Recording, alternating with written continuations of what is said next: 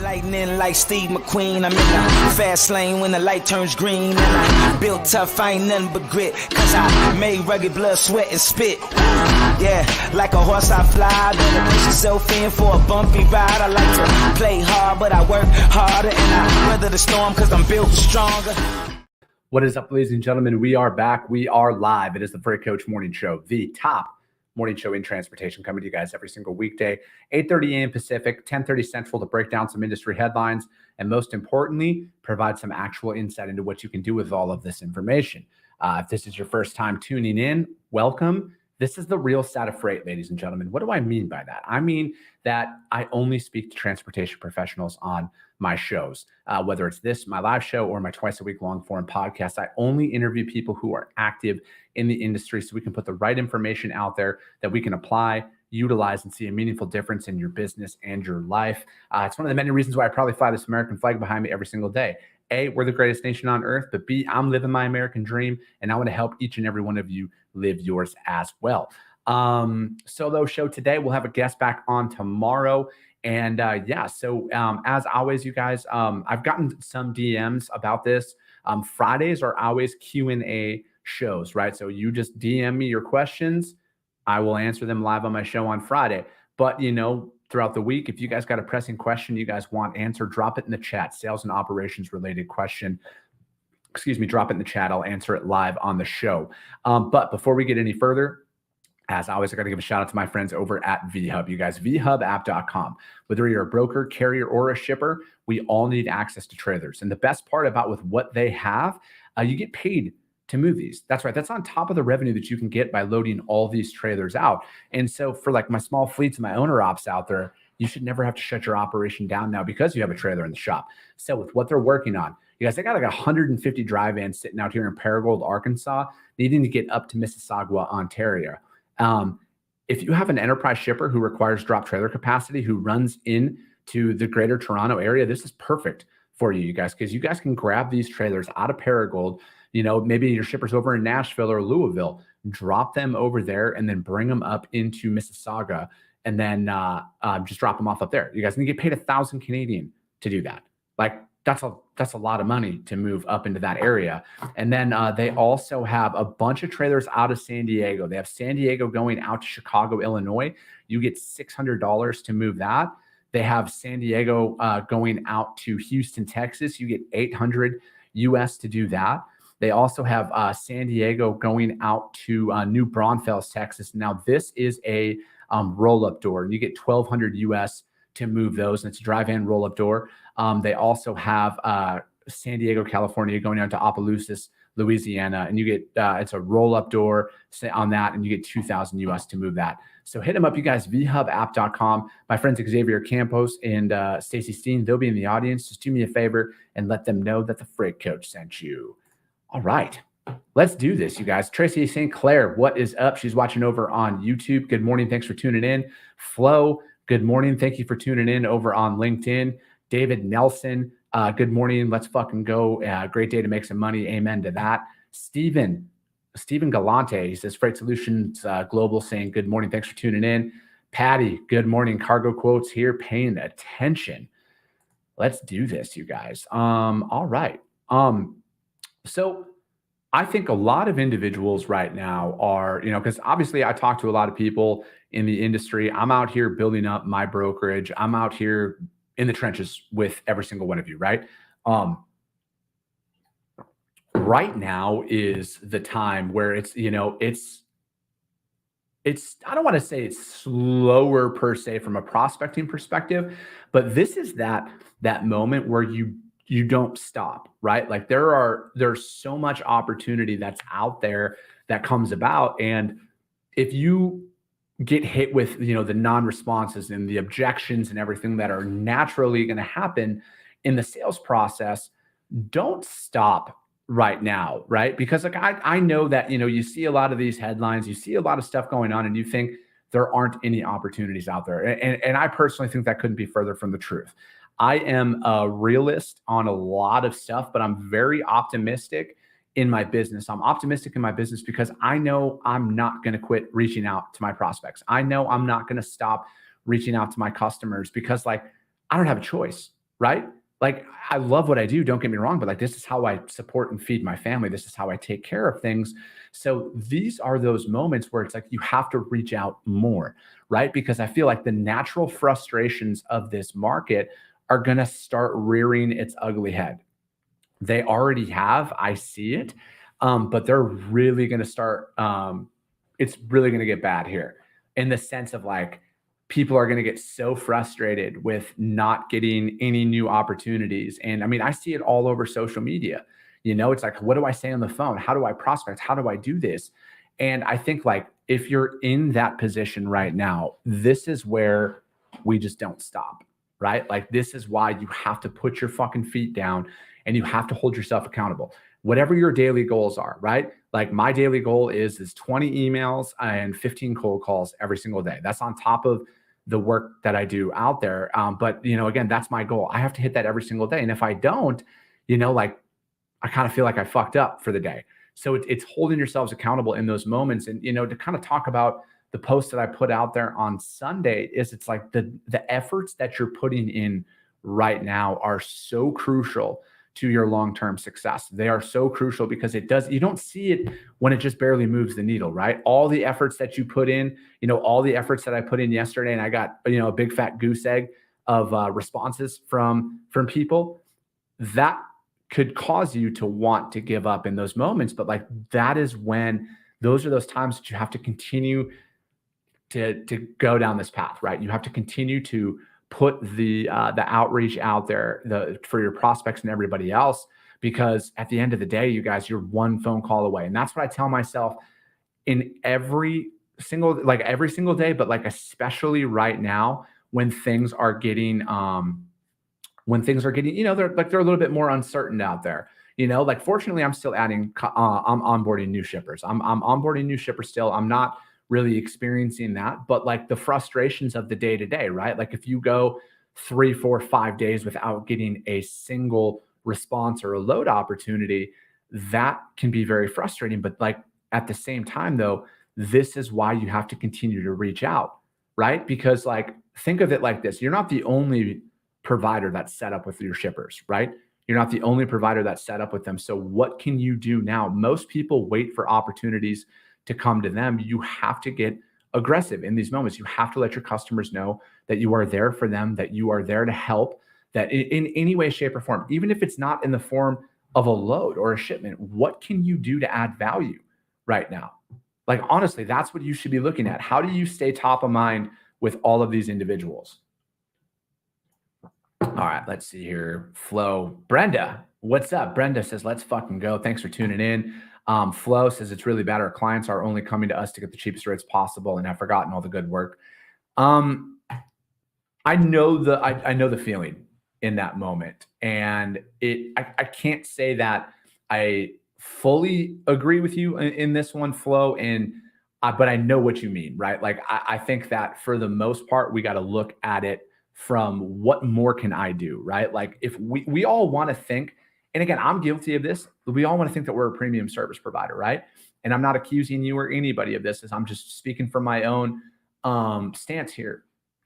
I always want to sit here and think that I'm a premium service provider, that I'm the one who is doing the most work, that I'm the fucking best and everything else. And sometimes, I would challenge you and everybody to take a hard look at your SOPs. What more can you do?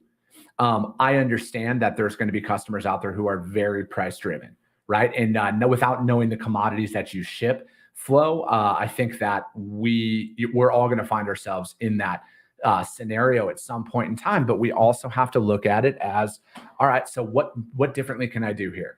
Maybe it is because it's like, I think that when markets change, when things happen out there, like that initial shock and the drop of revenue and margin and everything, it's tough, right? It's tough to overcome. But I think that at the same time, what more can we do to, don't pass up any opportunity right now? I guess that's like long-winded answer, Flo. Don't pass up any opportunity you have right now to move freight. If you think that you're communicating enough, communicate more. Do just go above and beyond right now. And then those additional opportunities that you want are going to start coming your way. I feel your frustration. I know your frustration. I've been there. And that's just one of those situations that I'm going to, that I'm in. I'm in that moment too. And it's like, it's tough when things change, when things shift. I have really adopted the mentality of what more can I do? How can I separate myself? How can I make them come to me first every single time? So I know that was kind of an impromptu, if she says I don't disagree. But yeah, I would just always look at it from, a different perspective in that moment. Whitney Young, what is up? Good morning, Whitney. Thanks for tuning in. Yeah, so let's break down some articles here, you guys. Let's get in and talk about some stuff. So let me see here. First article. I didn't think you were, Flo. Flo says that we're not passing anything up. Trust me. I didn't think you were at all, but I just wanted to, to throw that out there because, there's, like the opportunities that do come about, even if you're out of your wheelhouse. Like, I speak about the niche a lot, right? Like I'm all about building up your book of business on that, but I want to clarify that's to start to prospect off of. If I have a customer who comes to me that, primarily say they move flatbed all the time and they need a drive and load move, I'm not going to say that's not my jam, right? Like I'm going to move that. But again, I think like these are the times like, get a little uncomfortable with the opportunities that are coming your way. Take a risk, right? Like, and I think that when new opportunities present themselves to you, that is where you have, like, think of it like this. If a customer comes to you, a current prospect comes to you and they are like, hey, I want you to, and you haven't done that specific freight type before, you have, I don't want to call it bargaining power, but you have an opportunity to be like, hey, let me get all the information. Let me work on this for a couple of days and I will come back to you with a solution. Is where like, this isn't the time where we sit there and back ourselves in a corner and overcommit and undercommit and underdeliver in these ones. So I think that's what I would do on that. Of every opportunity that comes your way, just give it a whirl right now, give it a shot and try and make it happen. So, all right, you guys, first article we're going to break down. As always, guys, any of the articles that I do break down, I put the links to the articles over on YouTube, as well as the audio only replay of this. Coffee with the Freight Coach is available on iTunes and Spotify, which will be uploaded almost immediately after the show out there. So if you're listening to this, you got to jump off for whatever reason, the whole replay will be put up there in iTunes and Spotify. And all right, perfect. First article, Uber Freight EBITDA continues to fall. Revenue drops 23% a year ago. This is coming from freightwaves.com. And it says Transplace acquisition has not helped company attain profitability. Digital brokerage Uber Freight showed it was not immune to the downturn in the freight market, with the company again. Sorry, I have squirrel syndrome. I saw this comment come in. You also have the Jolly Network to ask questions. Yes, that too. Bring all questions you guys have for me. But back to the digital broker. Adjusted, all right, EBITDA is, adjusted earnings before taxes, interest, taxes, depreciation, and amortization, as the Transplace acquisition from 2021 was still unable to pull all of Uber Freight to consistent profitability by the key EBITDA measure. On the conference call with analysts that was out there, CFO Nelson Chai said that Uber Freight is really something we still believe in. Whether Uber Freight fits into larger Uber technologies is not a question that ever seems to go away. It gained new momentum in the past quarter with a report from Bloomberg that said the parent company was considering its options with Uber Freight and whether to sell the brokerage operation or divest it through an internal public offering, which is, let me see, initial public offering, excuse me. The third quarter of 2021 was the final one in which Transplace financials were not part of Uber Freight's earning reports. The segment of the larger Uber parent posted adjusted EBITDA that quarter of a negative 35 million. That was out there. Since then, EBITDA figures sequentially have gone negative 25 million, positive 2 million, positive 5 million, positive 1 million, negative 8 million in the first quarter of 2020, and in the first quarter, negative 23 million of this year. It's insane from a business owner's perspective to look at those numbers It really is. Hold on. I'm going to finish this one. The combination of Transplace and Uber Freight brought together two companies on different sides of the freight divide.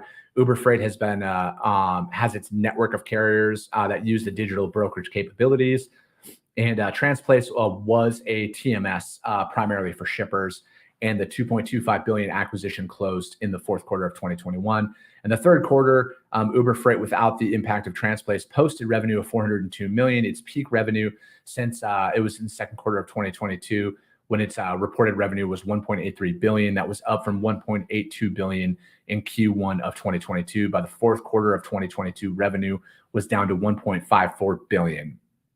On the earnings call, Chai echoed executives across the range of earnings calls out there. All right. So essentially, I look at it like this. I think digital brokers out there get a ton of shit, a lot of shit. Some warranted, some unwarranted. I personally think the idea behind what they're doing isn't a bad thing, right? Like, giving owner operators and small fleets an opportunity to, go in there and kind of book their own freight, not have to deal with people on the phone, which, again, some people are for it, some people are against it. I personally believe in my companies that I want to have a digital presence, but I want to keep the personal touch no matter what. And it's a balancing act, right? What's crazy to me is seeing the numbers of losses, right?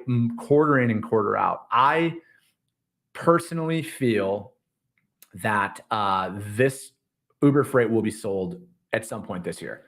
That's my gut. I don't have any proof of that. I don't have any insider information. I just have an aching suspicion that Uber Freight will be sold this year. I wouldn't be surprised if a company like Convoy swoops them up, or JB Hunt 360, or JB Hunt entirely swoops them up. I just don't see how, like, if I'm thinking about it from an overall leadership, like if I'm in charge of Uber and I see, and again, it's tough because a lot of these tech companies seem to not care about making money at all. They're more cool with just fucking revenue. But, when you're losing that much money quarter in and quarter out, at some point, you have to cut the cord. So my guess is at some point this year, they're going to drop it. I bet you they chop it off. They might sell it, break it up into business units and sell it in that way. But it's going to be interesting to see. That's my gut on that one. But, again, I think like that article, you guys, was from FreightWaves, and it was Uber Freight EBITDA continues to fall. Revenue drops out there. Again, my gut is telling me that they're going to be sold off at some point this year. But again, like, how do you leverage technology, right? I personally think that, and again, like, this is just me, right? Like, this is just Chris Jolly, who's trying to figure it the fuck out, just like everybody out there. I want to have, like, when it comes to like bidding on freight, for example, or like quoting on freight, I want a digital component to that, right? Hence, why I think like 95% of my day as a freight broker should be automated. And I mean operationally, right? Like building loads, quoting loads, all of that stuff, sending stuff out, that should be streamlined. Shout out to my friends over at Green Screens. They can help you win more business. Like, I'm literally utilizing their product inside of my operation. And, again, it's like, how do I get more with less? And as I'm building my company out, I got to think of it from that perspective. How do I maximize my time so I can focus on, building? A lot of you guys who watch the show are entrepreneurs. You guys are business owners. You guys are in the industry. There's never a shortage of things to do, but how do I maximize my time, right? How do I maximize my ROI of every day that I show up? I have the same 8-10 hours, however you want to fucking spin it, that the rest of you do. How do I get the most out of that, though? And I think that the removing the human element that the digital broker has brought into the industry, I think that it might have been too early as a whole.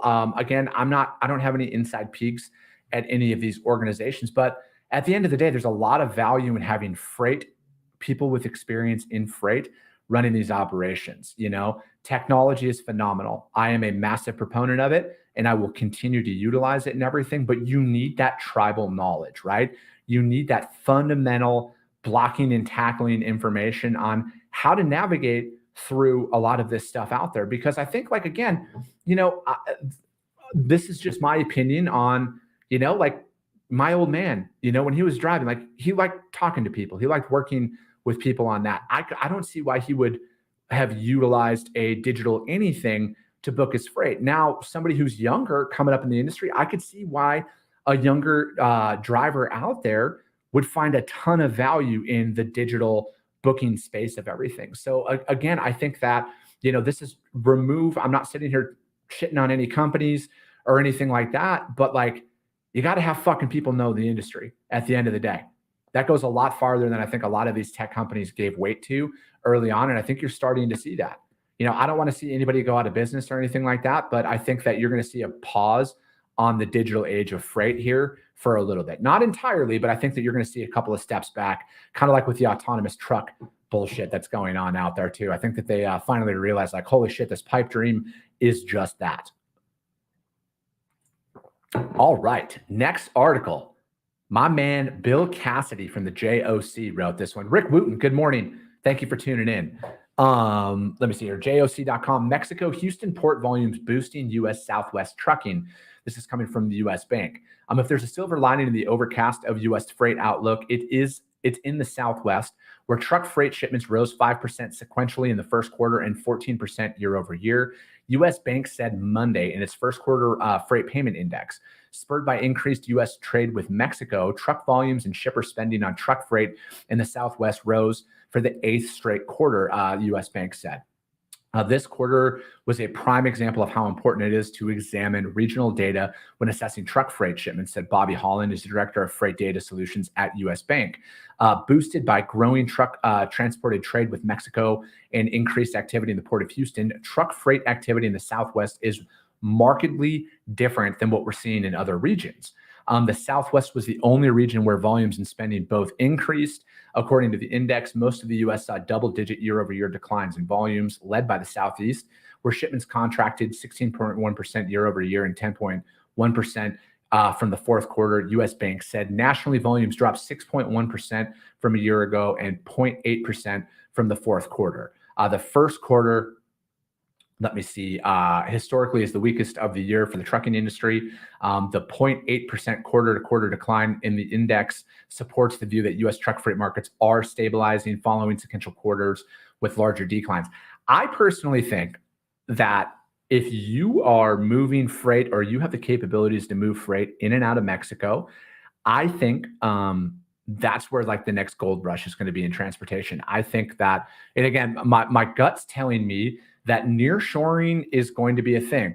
Obviously, I want jobs brought back to the United States of America. I'm an American. I want to build and create jobs here in the United States, but not everybody is going to do that. But they're going to bring that freight down into Mexico, or they're going to manufacturing, excuse me. They're going to, they've removed it from, Southeast Asia and, in other parts, China, whatever, and they are moving it back to Mexico. So I think, like, this is a major opportunity to, again, thinking about how can I find a different service offering that's out there. Maybe it is Mexico. Maybe it is finding the opportunity to go out there. Again, fortunately, I have a lot of experience moving freight in and out of Mexico as well as in and out of Canada. So that kind of goes in with my fucking arsenal of service offerings that I go with. But again, it's always centered around open deck and heavy haul. But again, I think, like, what you're going to, like, this is building, like, this is flatbed season. It's starting up right now. Historically, depending on the thaw that happens in the northern part of the country, it can start in, early to mid-April. But, again, it's going to go into full swing. It's going to go into full swing here, and you're going to see this out there, and I think, like, there's a lot of opportunity in that market. And then the Southwest is benefiting, back to the article here, from increased cross-border trade with land ports in the region, reportedly nearly 4% more truck crossings, which is a lot. Preliminary data from Laredo, which is the largest U.S. land port, indicated a more than 7% increase in truck traffic, which that's a fucking big increase out there. Imports that move through Houston added to the volume. And I think, like, again, like, with what this last couple of years have taught us is like, the ports are like a voucher system, right? So it's like they're bidding on that. They're bidding on that business to come through. And if you're bringing it through the Port of Texas or Port of Houston, excuse me, where did they steal that freight from? It seems like, California lost a lot of that business for whatever reason. And a lot of it initially transferred into the East Coast, but now you're seeing it pop up here in Houston and everything. Let me see here. The situation in the West, imports are down double digits out there. Truck freight in that region dropped 14% and 2.8%, U.S. Bank said. However, shippers spent more on freight in the West, pushing the spending index up 6.9% and 2.8% year over year. The Midwest was the only region besides the Southwest that saw quarterly sequential increase in truck volumes, with shipments rising 1.3%. U.S. Bank considers the Midwest the weakest of the 5 U.S. regions. However, when considering the totality of its freight market as a whole, the level of freight activity in the region remains very low, U.S. Bank said. So, and again, I think if you're looking at it from a perspective of, weather, right? Like, because I want to put a lot of weight on weather. Again, Midwest, historically known for shitty weather, and the upper Midwest in areas like that. So I think you got to look at this data and see what story is it telling, right? And that's what I want you guys to focus in on the most is this is why I speak to, and I break down multiple data sources that are out there for a reason, right? Like, I want you guys to see this, because again, if we went off of the overall number, people think everything's fucked, right? But if you're looking at it from this perspective right here, that the Southwest is booming for freight, Port of Houston. So again, all my people out there in Texas, it looks like things are going to pick up for you guys, and they're going to remain pretty stable here because again, oil and gas, it seems like, because I got some friends who move in oil and gas, they seem to be picking up steam as well in their niche. So again, I think that at the end of the day, you guys, what we're seeing is very seasonal. It's very predictable. And because a lot of this shit doesn't change. This article, you guys, was from the JOC, Mexico and Houston port volumes boosting U.S. Southwest trucking as a whole. But, again, I want you guys to look at that from that perspective. Okay. Like, things are going to eventually tick back up. Things are going to eventually get back in the game, and things are going to improve. I was talking about this yesterday as with Kyle Lintner on the show, but it's like, in times like these, like, this is where you can really study freight markets. And again, like, that was one of the main driving forces behind my partnership with Green Screens here. And we're going to start showing some really cool stuff here coming up, you guys, is all of this data tells a story, right? And rest assured, I went to public school, and if I can fucking figure it out, you guys all can figure it out as well. But like, we're going to help you read these markets. We're going to help tell the story of the seasonal spikes, or the spikes that are out there, the anomalies that are out there, to help you win more business. At the end of the day, you guys, this is what this is all about, is to put the right information out there that you can apply to your business, utilize, and see a meaningful difference out there. You guys, I don't know everything. I've been in this industry for a long time. I love this industry, and I want to help you guys all. And the same with my partners that are out here on the show, VHub, Green Screens. We want to help you guys all stay profitable, and we're going to do that. We're going to teach you guys how to do this, and we're going to continue to show you guys alternative options to win more business in the long term, to keep your lights on, right? Because I got to try and keep my lights on too. And I'm dedicated to doing that, you guys, because just like a lot of you, I don't have a plan B. All right. My plan B is plan A working, and that's the only plan that I'm sticking with out there. But that is going to be it for today, you guys. As always, thank you guys so much for tuning in. We'll be back tomorrow, 8:30 a.m. Pacific, 10:30 Central. I have a guest on tomorrow. So the Freight Coach Morning Show, we are the top transportation podcast out there. And as always, if you guys saw value in it, subscribe and share the show. Rank the show. If you think I gave 5-star information, rank me 5 stars. If you don't. It's a value exchange. That's what I'm going for, you guys. But that's going to be it for today. I appreciate you guys. I love you guys, and we'll be talking to you soon.